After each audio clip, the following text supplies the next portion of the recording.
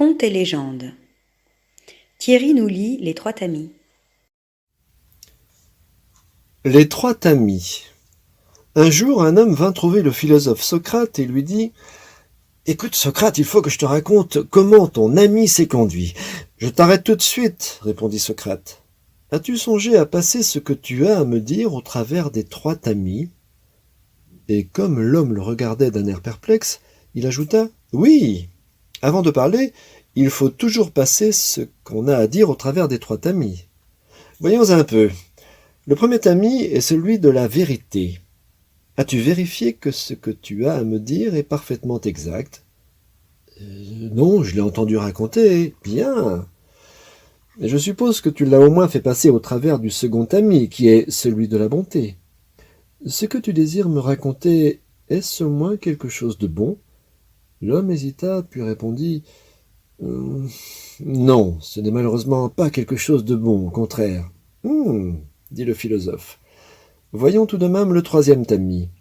Est-il utile de me raconter ce que tu as envie de me dire ? Utile ? Pas exactement. Alors n'en parlons plus, dit Socrate. Si ce que tu as à me dire n'est ni vrai, ni bon, ni utile, je préfère l'ignorer, et je te conseille même de l'oublier.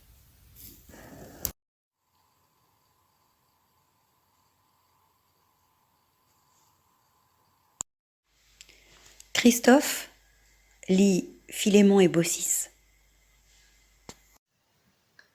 Zeus, le dieu des dieux, demande à son fils Hermès de l'accompagner sur la terre.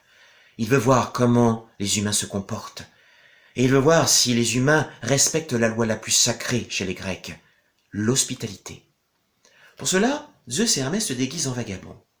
Les voilà partis sur les sentiers qui conduisent jusque dans les villages. Ils vont frapper à la porte de toutes les maisons.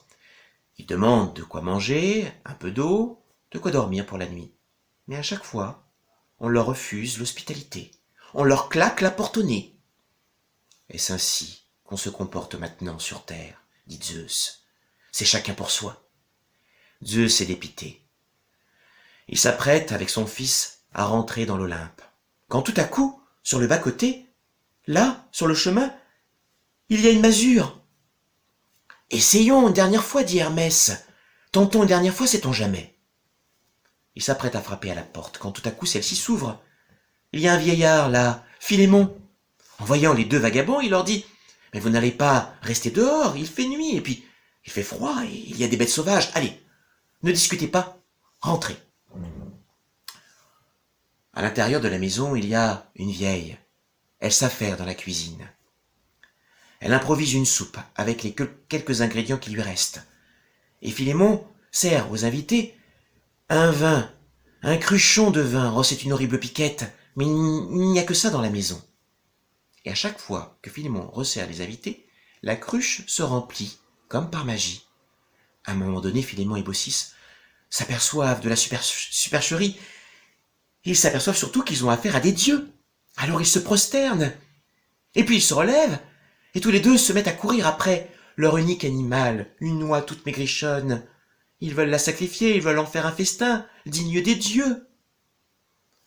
Zeus et Hermès disent « Arrêtez tout. Arrêtez tout. Vous allez épargner cet animal, mais surtout vous allez nous suivre.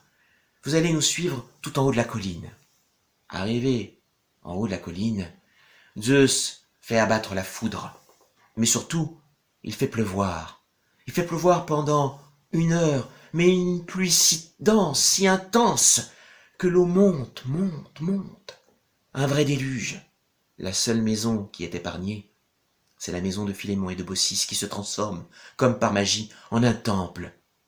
Vous serez les gardiens de ce temple, dit Zeus. Mais puisque vous avez su bien vous comporter, je peux exaucer un de vos vœux. Nous ne voulons rien, si ce n'est ne jamais être séparés, même dans la mort. Et quand notre heure arrivera, nous voulons partir en même temps. Soit, dit Zeus. À partir de cet instant, Philémon et Baucis sont devenus les gardiens de ce temple. Ils ont vécu de nombreuses années. Puis, un beau jour, lorsqu'ils étaient tous les deux sur le perron, ils ont senti leurs pieds s'enraciner dans le sol. Ils ne pouvaient plus bouger. Et là, ils ont compris. Ils se sont regardés et ils ont dit « Adieu, mon bien-aimé. Adieu, ma bien-aimée. » Ils ont juste eu le temps de se prendre aussi par la main, mais ils étaient déjà transformés en arbres, l'un en tilleul, l'autre en chêne. Alors si vous allez vous promener en forêt, vous pourrez voir peut-être un chêne et un tilleul côte à côte, avec les branches entremêlées. Et vous vous souviendrez peut-être de cette histoire de Philémon et de Baucis.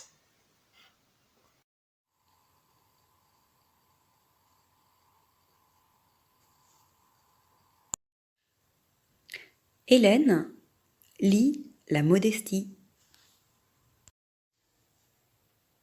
3 tailleurs ouvrirent une boutique dans la même rue. Il y avait certainement du travail pour tous, mais chacun soignait son échoppe du mieux qu'il le pouvait pour s'attirer le plus de clients possible. Le premier tailleur réfléchit longuement à la façon dont il pourrait faire connaître la qualité de son travail. Finalement, il choisit de mettre une grande enseigne à l'entrée de son échoppe sur laquelle était écrit « Je suis le meilleur tailleur de la province ». En voyant ça, le deuxième tailleur s'empressa d'enchérir. Il accrocha une plus grande enseigne avec ces mots « Je suis le meilleur tailleur de tout le pays ». Le troisième tailleur, perplexe, se demanda s'il devait prétendre être le meilleur tailleur du monde pour parler de son talent. Finalement, il installa un tout petit panneau à l'entrée de sa boutique. Il attira toute la clientèle du quartier, au grand étonnement de ses 2 concurrents. Sur son panneau, il avait tout simplement écrit « Je suis le meilleur tailleur de la rue ».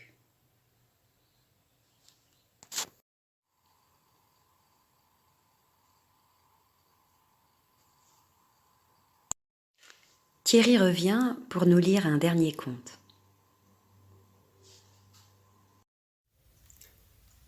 Le cœur d'une mère. Hassan aimait tendrement sa mère et passionnément Leïla, sa femme. Mais Leïla n'aimait pas la mère d'Hassan, dont elle était terriblement jalouse. Sans cesse, elle torturait son mari avec ses exigences. « Si tu m'aimais vraiment, tu ne tolérerais pas qu'une autre femme me dicte sa loi sous notre toit. » Et Hassan chassa sa mère de leur maison. « Si tu m'aimais vraiment, tu n'irais plus voir cette femme qui médit de moi en secret. » Et malgré sa peine, Hassan ne rendit plus visite à sa pauvre mère. Mais la jalousie de Leïla était sans bornes. Un jour, elle exigea d'Hassan la plus cruelle des épreuves. « Si tu m'aimais vraiment, tu irais tuer cette femme qui me torture jour et nuit, et tu me rapporterais son cœur. » Hassan prit son couteau, il alla voir sa mère, et il lui arracha le cœur. Mais, tandis qu'il rapportait en pleurant son trophée à sa bien-aimée, il trébucha sur un caillou du chemin, et le cœur tomba sur le sol. Alors, du morceau de chair sali par la poussière, sortit une petite voix qui lui demanda « Hassan, mon fils, tu ne t'es pas fait mal au moins »